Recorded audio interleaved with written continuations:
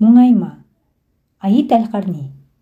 Өлім белгіленген уақытынан ерте келмейді. Алла тағала былай деп айтады: әрбір үмбет үшін белгіленген кесімді мерзім бар. Яғни әр үмбеттің өз ажалы бар. Сол мерзім толып, ажалы жеткенде олар оны бір сәтке кейінге шегере де алмайды, һәм бір сәтке тездете де алмайды. Ағраф сүресі 34 аят. Бұл аят өлімнен қорыққаннан ажалы жетпей жатып, қайта-қайта өліп тірілген қорқақ кісілер үшін нағыз тыныштандырушы бола алады. Әркімнің өзінің өлетін мезгілі болатынын және өлім белгіленген уақыттан ерте де кеш те келмейтінін олар білу керек. Ал енді оның белгіленген уақыты келгенде оны ешкім кері қайтара алмайды. Осы өзгермес ақиқат мұндай кісілерді тыныштандырады. Сендер қашып жүрген өлім түптің түбінде алдарынан шығады да құтқармайтын құрығын салады.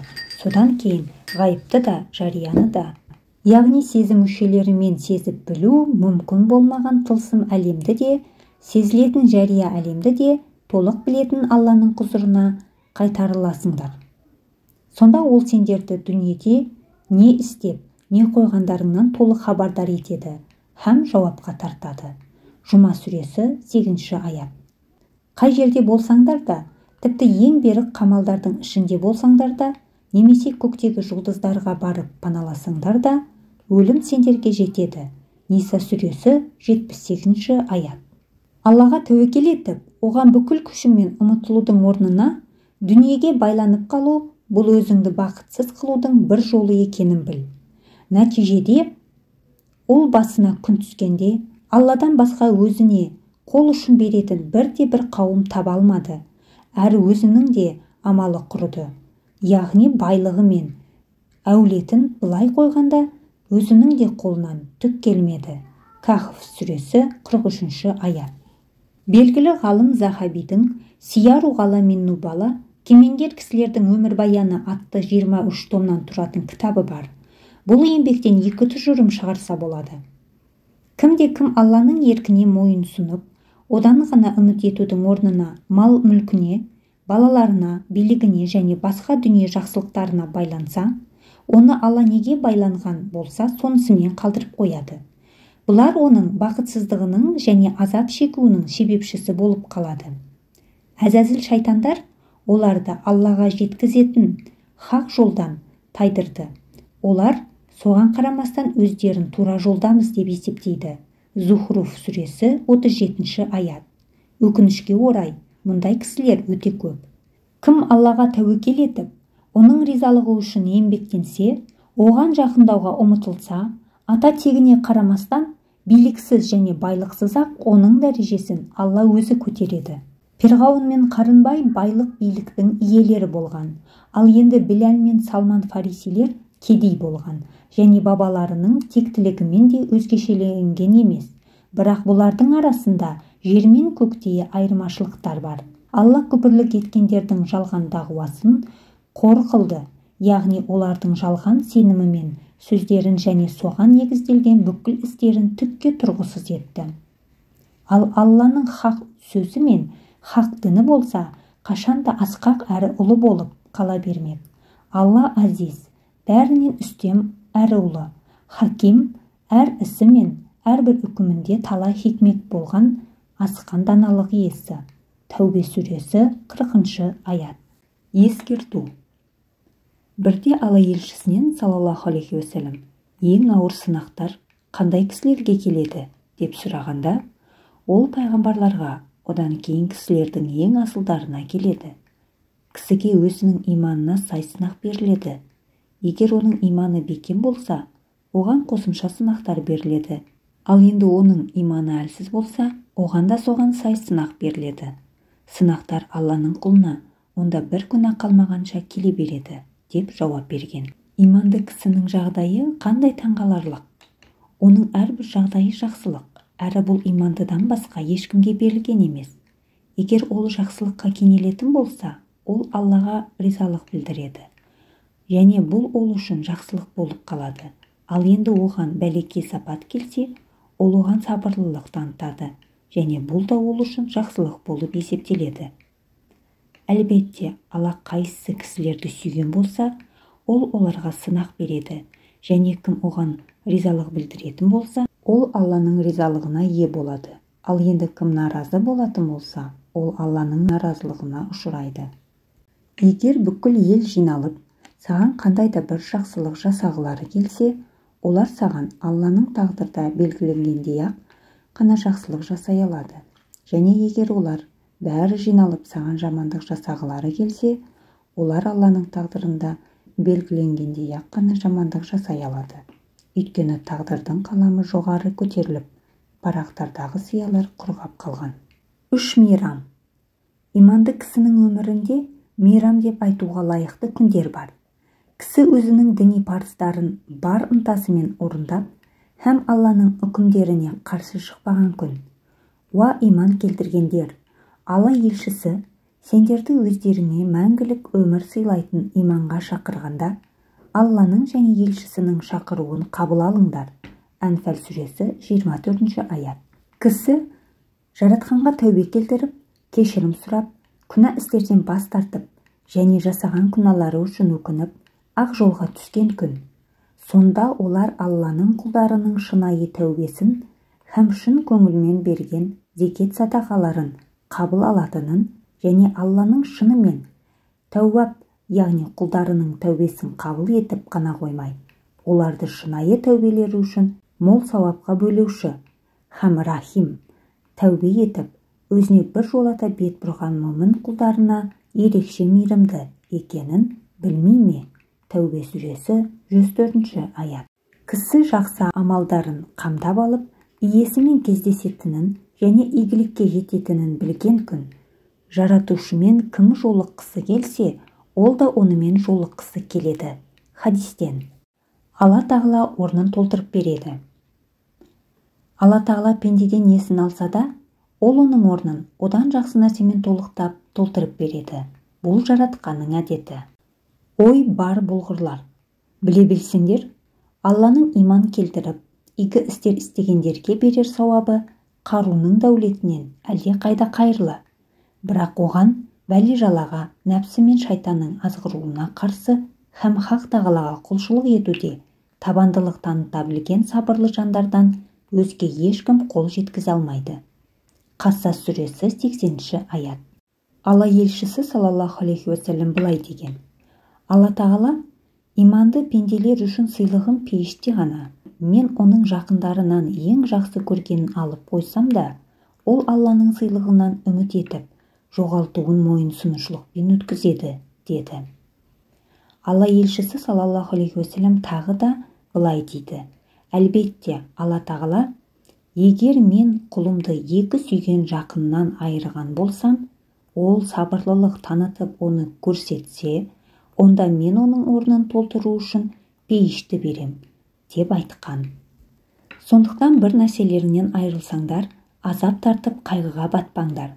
Сабырлы болып, Алланың сабырлылары үшін дайындап қойған сыйлықтары туралы ойланыңдар, және оның орнын жақсылықпен толтыратынына үміт етіңдер. Естеріңде болсын, шындығында сендер еш нәрсе жоғалтқан жоқсыңдар, керісінше ұлы жақсылыққа ие болдыңдар. Мен бүгін оларды сабырлылық танытқандары үшін ерекше сый-сияпатқа бөледім. Нағыз жетістікке әрі мұратына жеткендер міне солар. Муминун сүресі 111 аят. Міне осынау игі жандар Аллаға құлшылық етіп, хақ жолды ұстауды сабырлылық пен табандылық танытқандары үшін жұмақтағы ең жоғарғы мәртебелермен марапатталады. Періштелер амандық саулық тілеп, оларды ерекше қошеметпен қарсы алады. Олар онда мәңгі бақи мекендейді. Ол жер қандай керемет жай, қандай тамаша тұрақ еді. Фурқан сүресі 75-76 аяттар. Бір Аллаға құлшылық ету жолында ешқандай қиындыққа мойымай, сабырлылық танытқан жігерлі жандарға сый-сияпаттар қисапсыз беріледі. Зүмәр сүресі 10 аят. Уақытты пайдалы өткіз. Бос уақыттары көп болып, өздері үшін пайдалы іс жасағысы келмегендер, уақытын өздеріне және айналасындағыларға зиян алып келетін нәрселермен өлтіре бастайды. Мысалы, өсек аяңмен басқаларды жамандауға кіріседі. Бос уақыттың көптігі және істейтін істің жоқтығы өте қорқынышты. Өйткені істейтін ісі жоқ кісіні жүргізушісі жоқ, ары-бері соғылып қатты келе жатқан автокөлікпен салыстырса болады. Егер саған істейтін іс қалмаған бос күн келетін болса, онда сені үрейіңді ұшыратын қорқыныш күтіп тұрғанын біл. Өткен кеткенді еске алып, жалқаулыққа беріліп, еш нәрсе қылмай отырғанша пайдалы бір іспен айналыс. Берекелі іс-әрекет кісіні жетілдіріп, оған сергектік және күш-қуат арту етеді. Ал енді жалқаулықпен көп демалу әдеті керісінше бәрін құртады. Кісінің жалқаулыққа беріліп, істейтін ісі жоқ кезі ақырындап қинауға ұқсас. Риуаятқа қарағанда, бұл тәсілді Қытай түрмелерінде қолданады. Түрмедегі кісіні үздіксіз тамып тұрған тамшының астына отырғызады. Ақырында ол кезектегі тамшыны күтіп отырып, ақырындап ақылынан адасады. Пайдасыз өткен бос уақыт біздің онсыз да қысқа болған апталық, айлық, жылдық өмірімізді ұрлап алады. Жалқаулықтың бірінші құрбандығы ақыл ес. Өйткені жалқаулыққа берілген кісі еңбектену былай тұрсын, ойлай да алмай қалады. Демек, бұл бос уақыт біздің ешқайсымызда болмау керек дегенді білдіреді. Қазір тұр да намаз оқы, Құран оқы, Алланы еске ал, пайдалы бір нәрсе оқы не жазу жаз. Бітірілуі керек болған нәрсені аяқта. Ерте ме кеш пе, бәрібір істелінетін нәрсені кейінгіге қалдырмай жасап таста. Бүгінгі жасайтын істі ертеңге қалдырма. Ертеңгі күн біз үшін келе ме, келмей ме, ешкім білмейді. Уақытыңды керекті заттарды іздеуге құртпау үшін жұмыс орныңды ретке келтір, іс-әрекетіңді тәртіпке сал. Өміріңнің әрбір сәтін пайдалы өткізуге жәрдем беретін жоспар, план жаса. Бос уақытыңды пайдалы іс-әрекетпен толтыр да, бақыттың жарымы қалтаңда деп есепте. Бүкіл дүние жүзінің дәрігерлері соған күмәнсіз сенеді. Өзіңді бос уақыттан арыл. Сонда сенде қайғыруға, жаман ойға батуға уақыт болмайды. Таңнан кешке шейін еңбектенген дихандарға, наубайханашыларға, құрылысшыларға қара. Олар әндетіп, жымиып өмірге жылы жүзбен қарайды. Ал енді түске шейін төсектен тұрмай ұйықтаған біреулер болар болмас нәрсе үшін қайғыға батады. Жалған дүние мұңаюға арзымайды. Қалай бақытты болу керек? Болар болмас нәрселерге көңіл қойғанды тоқтатып, пайдасыз нәрселерге уақыт құртпау керек. Ұлы мақсатқа ұмтылғандардың көзқарасы әрдайым бұл дүниені емес, ақыретті көздейді. Біздің тақуа бабаларымыздың біреуі өзінің жолдасына былай насихат айтқан екен. Сенің жалғыз уайым қайғың Алламен жолығу болсын. Сен жаратқанның алдында тұратын, есеп беретін күн туралы ойлан. Ол күні сенің бүкіл нәрселерің көрінетін болады. Еш нәрсе жасыра алмайсың. Жер бетіндегі түрлі уайымдарың оған татымайды да. Биік лауазымдары, алтын күмістері, бала-шағасы, мал-мүлігі, байлық билігі, атақ-даңқы, хан сарайлары және кең үйлері бар жер үстіндегі өмір бұл не? Еш нәрсе емес, жалған. Алла елшісі саллаллаху алейхи уассалам барлық иманды жандар үшін үлгі болған. Пайғамбарымыз саллаллаху алейхи уассалам дүние байлықтарына немқұрайды болуға және сол үшін қатты берілмеуді үндеген.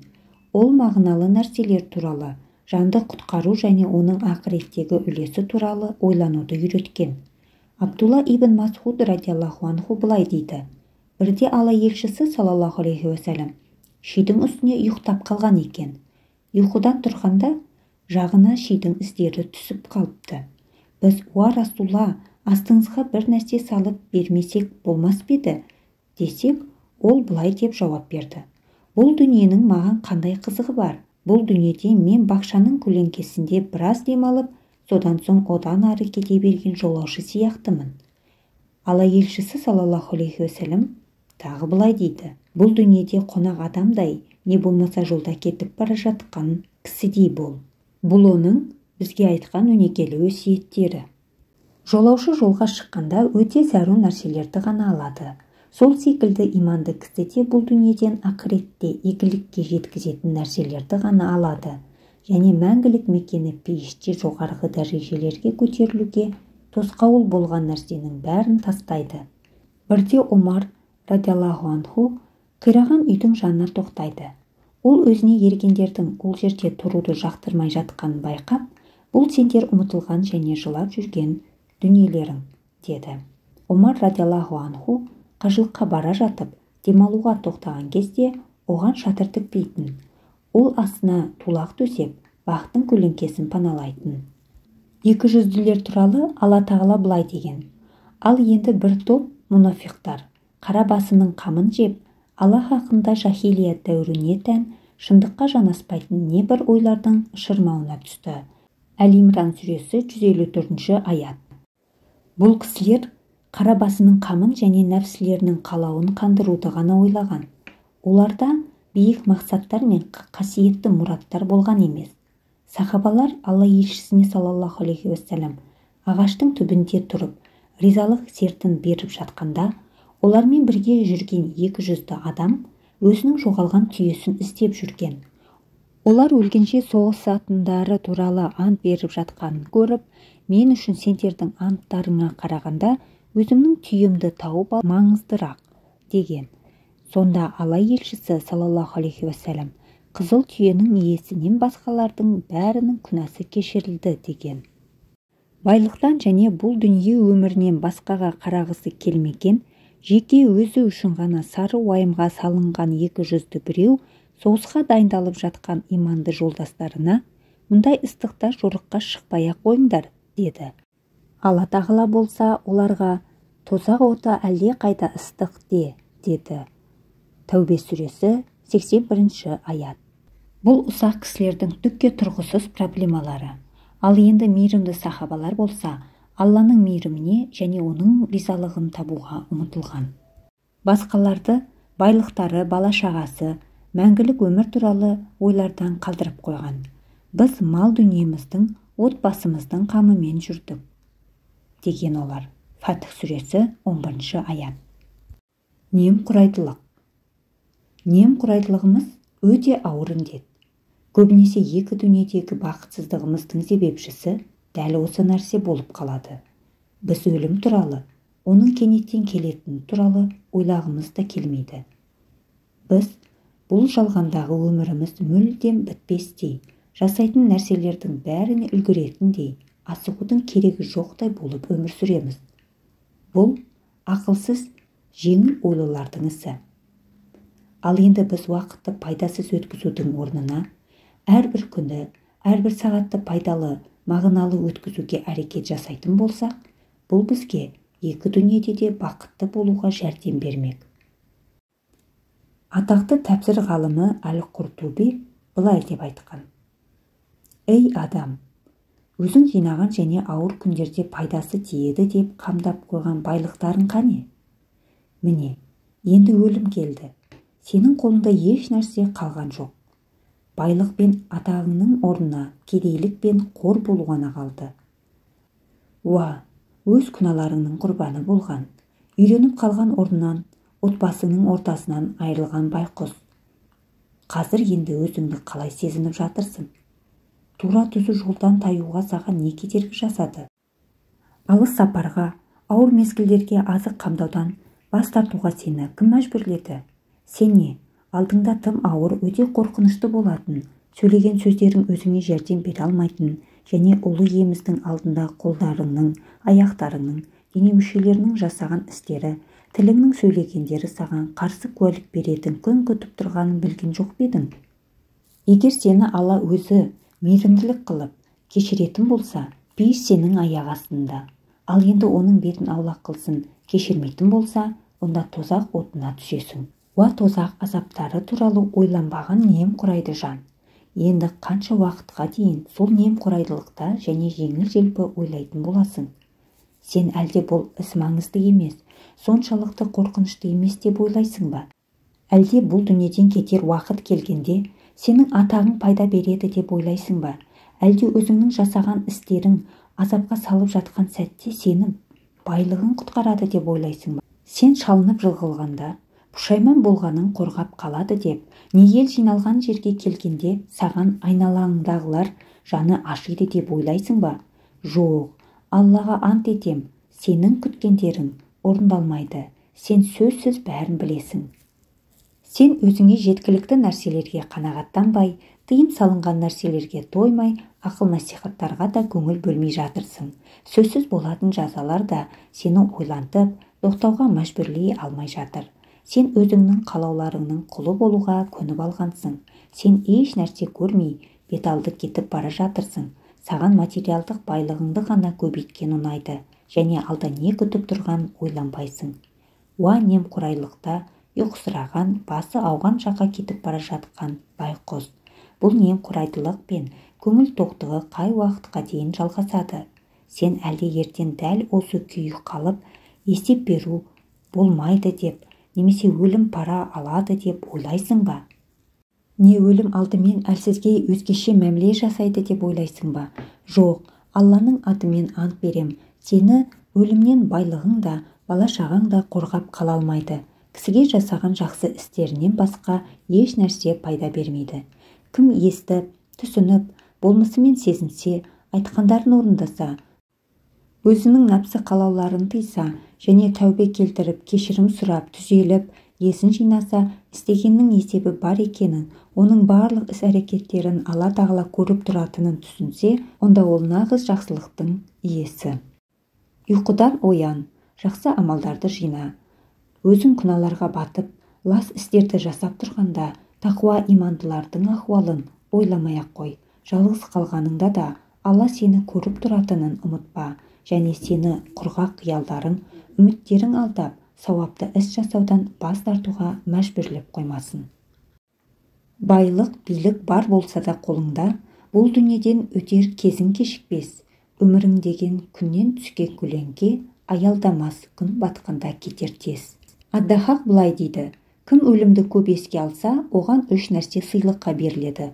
Ол тәубе келтіруге ұмытылады, жүрегі тыныштық табады және ғибадатта бекем болады. Ал енді кім өлім туралы еске алмаса, оған 3 нәрсе беріледі. Ол тәубе келтіруге ұмытылмайды, өзіне жеткілікті нәрсеге қанағаттанбайды, ғибадатқа немқұрайды болады. Адам табиғаты. Үстімізді қара бұлт қаптағанда, бәле кесапат келгенде, не бізді қорқыныш басқанда, табиғи апат ұрғанда, бәлеге тап болдық деп ойлайды да, Аллаға имандарын үйіріп, оған жалбыранып, дуға қыла бастайды. Егер бізді осыдан құтқарып, аман алып шықсаң, өзіңе әрдайым шүкіршілік ететін құлдарың боламыз. Юнус сүресі 22 аят. Мұсылмандар өзінің жаратушысына қуанышта да, қайғыда да, жақсылықтарда да, жамандықтарда да сыйынады. Егер ол Раббысын үнемі лайықты деңгейде ұлықтап, дәріптейтін жан болмағанда, қиямет орнап, өлілер қайта тірілетін күнге дейін сол балықтың қарнында қалар еді. Саффат сүресі 143-144 аяттар. Көпшілік адамдар қиын жағдайда қалғанда Аллаға сыйынады да, жай уақытта Алланы ұмытып кетеді. Теңізге батып бара жатқанда ғана иман келтірдім деп бақырған Фирғауын сияқты. Енді ғана ма? Расында, сен бұдан бұрын үнемі Аллаға қарсы келіп, қарсы шықтың, һәм лаң салушы, бұзғыншылардың бірі, һәм бірегейі болдың. Юнус сүресі 91 аят. Имансыз кісілер басына күн түскен ауыр уақыттарда тізерлеп, қолдарын аспанға көтеріп, жаратқанға сыйынған кездері көп. Бұл үйреншікті көрініс. Әрбір кісіге туылғанда ақ беріліп, кейін көбімізде өскен сайын өшіп қалатын табиғи сезім оянғанда сондай болады.